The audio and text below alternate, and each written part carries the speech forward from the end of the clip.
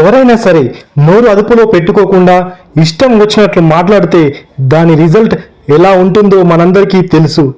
నోరుంది కదా అని ఇతరులపై అసభ్య పదజాలంతో దూషిస్తే ఇదిగో రియాక్షన్ ఇలాగే ఉంటుంది. మొదటిసారి మన ఛానల్ని చూస్తున్నట్లయితే ప్లీజ్ సబ్స్క్రైబ్ చేసుకోండి. వీడియో నచ్చితే లైక్ చేయండి. ఇక ఆలస్యం చేయకుండా అసలు టాపిక్లోకి వెళ్దాం. ఆంధ్రప్రదేశ్లోని గుంటూరుకు చెందిన ఐటీడీపీ కార్యకర్త చెబ్రోలు కిరణ్ అనేవాడు మాజీ సీఎం వైఎస్ జగన్ గారి సతీమణి వైఎస్ భారతిపై వారి పిల్లలపై అసభ్యకరంగా నోరు పారేసుకున్నాడు. ఇతను ఏం కామెంట్ చేశాడో మేము ఈ వీడియోలో వినిపించడం లేదు, ఎందుకంటే అవి అత్యంత జుగుప్సకరంగా ఉన్నాయి కాబట్టి ఆ కామెంట్స్ ను ప్లే చేయడం లేదు. పాలిటిక్స్ పైనే మాట్లాడాలనుకుంటే రాజకీయాల్లో ప్రత్యక్షంగా ఉన్నవారిపై మాట్లాడాలి, కానీ వారి ఇంట్లో ఉండే మహిళలపై నోరు పారేసుకోవడం ఏంటి? దమ్ము ధైర్యం ఉంటే పొలిటికల్ గా వైఎస్ జగన్ గారిని ఎదుర్కోవాలి, అంతేగాని ఆయన ఇంట్లో ఉండే మహిళలపై నోరు పారేసుకుంటే ఎలా? వ్యక్తిగతంగా దూషించడం ఏంటి? ఇలాంటి వాళ్ళను నడి రోడ్డుపై ఏం చేసినా తప్పు లేదు. ఒక ఆడబిడ్డపై నీచమైన ఆరోపణలు చేస్తున్నప్పుడు కనీసం మీ ఇంట్లో కూడా ఆడవాళ్ళు ఉన్నారన్న విషయాన్ని ఎలా మర్చిపోయావు కిరణ్? అసలు నీది నోరా లేక తాటి మట్ట? వైఎస్ భారతి గారిపై ఏది పడితే అది వాగేసిన తర్వాత క్షమించండి తప్పైపోయింది అంటే అయిపోతుందా? ఇలాంటి వాళ్లను పార్టీ నుంచి సస్పెండ్ చేయడమే కాదు, కఠినంగా శిక్షించాలి. మేము టీడీపీ పార్టీకో లేదా వైసీపీ పార్టీకో లేదంటే జనసేన పార్టీకి సపోర్ట్ గా ఈ వీడియో చేయలేదు. 2-3 రోజులుగా ఈ ఇష్యూపై చర్చ జరుగుతుంటే మనం కూడా ఖండించాలి కదా అనే ఉద్దేశంతో ఈ వీడియో చేశాం. ఒక ఆడబిడ్డను అంతలా అసభ్యకరంగా మాట్లాడినప్పుడు చెబ్రోలు కిరణ్ ను తప్పు పట్టకపోతే ఎలా అని వీడియో చేయాల్సి వచ్చింది. కిరణ్ లాంటి వ్యక్తులు ఏ పార్టీలో ఉన్నా సరే అలా మాట్లాడితే తప్పనిసరిగా ఎవరైనా ఖండించాల్సిందే.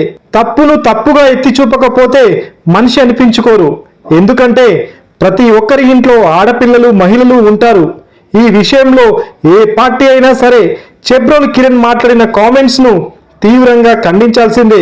ఇలాంటి నీచమైన వాళ్ళను సపోర్ట్ చేస్తే రేపొద్దున మరికొందరు పుట్టగొడుగుల్లా పుట్టుకొస్తారు. అప్పుడు వాళ్ళు కూడా అందరిపైన ఇలాగే చండాలంగా నోటికొచ్చినట్లు మాట్లాడతారు. తల్లికి చెల్లికి తేడా తెలియకుండా నోరు పారేసుకుంటారు. అంతేకాదు సోషల్ మీడియాలో వైరల్ కావడం కోసం కూడా ఏ అడ్డమైన గడ్డైనా తింటారు. పే ఆర్టిస్టులు కూడా కొత్తగా పుట్టుకొచ్చి గొప్ప లీడర్లను కూడా రోడ్డుకీడుస్తారు. అందుకే కిరణ్ లాంటి వాళ్ళను మొదట్లోనే వంచాలి. మొక్కై వంగనిది మానై వంగున అన్నట్లు కిరణ్ లాంటి వారి పట్ల చంద్రబాబు ప్రభుత్వం కఠినంగా వ్యవహరించాలి. వ్యక్తిత్వ హననం అనేది హత్యతో సమానం. అందుకే ఇలాంటి వాళ్ళను తేలిగ్గా వదలకూడదు బాబు గారు. టీడీపీ క్రమశిక్షణ పార్టీని నిరూపించుకోవాలంటే ముందుగా కిరణ్ లాంటి వారిని తన్ని తరిమేయాలి. ప్రస్తుతం ఏపీలో అధికారంలో ఉన్న కూటమి సర్కారు కిరణ్ ను అరెస్టు చేయడమే కాదు, అతడిని కఠినంగా శిక్షించాలి. లేదంటే టీడీపీకే చెడ్డ పేరు వస్తుంది. గతంలో మనం చాలా చూసాం. వైసీపీ అధికారంలో ఉన్నప్పుడు కొడాలి నాని, వల్లభనేని వంశీ, ఆర్కే రోజా, అంబటి రాంబాబు లాంటి వారి నోటిదూల వల్ల జగన్ సర్కార్ ఎంతలా డ్యామేజ్ అయిందో మనందరికీ తెలుసు. రెండోసారి పార్టీ పవర్లోకి రాకపోవడానికి కూడా ఇలాంటి వ్యక్తులే అసలు కారకులని వైఎస్ జగన్ గారికి కూడా బాగా తెలుసు. అందుకే గతంలో వైసీపీ చేసిన తప్పిదాలను పొరపాట్లను తాము కూడా చేయకూడదని తెలుగుదేశం అధిష్టానం అన్ని జాగ్రత్తలు తీసుకుంటున్నా కిరణ్ లాంటి నీచుల వల్ల ఆ పార్టీకే నష్టం జరుగుతోంది. ఇంకా ఎవరైనా కిరణ్ మాదిరిగా మాట్లాడే వాళ్ళు ఉంటే వెంటనే పార్టీ నుంచి మెడలు పట్టి గెంటేయాలి. లేదంటే టీడీపీ పార్టీకి ప్రభుత్వానికి నష్టం జరుగుతుంది. ఆ తర్వాత చేతులు కాలాక ఆకులు పట్టుకున్నా పెద్దగా ఏం లాభం ఉండదు. ఈ విషయం చంద్రబాబు గారికి కూడా బాగా తెలుసు. అందుకే ఈ మధ్య ఆయన మాట అన్నారు. మాజీ మంత్రి పెర్ని నాని కేసు విషయంలో ఆయన ఇంట్లో ఉండే మహిళల జోలికి వెళ్లకూడదని తమ పార్టీ కార్యకర్తలకు నాయకులకు సూచించారు. ఇది కదా చంద్రబాబు గారి గొప్పతనం.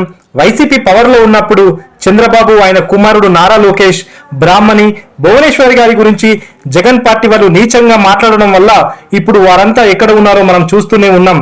తమ్ముడు తనవాడైన ధర్మం ఒకటేనన్న సామెతను ప్రస్తుతం కూటమి ప్రభుత్వం కిరణ్ ను అరెస్టు చేసి ఆచరణలో చేసి చూపించింది.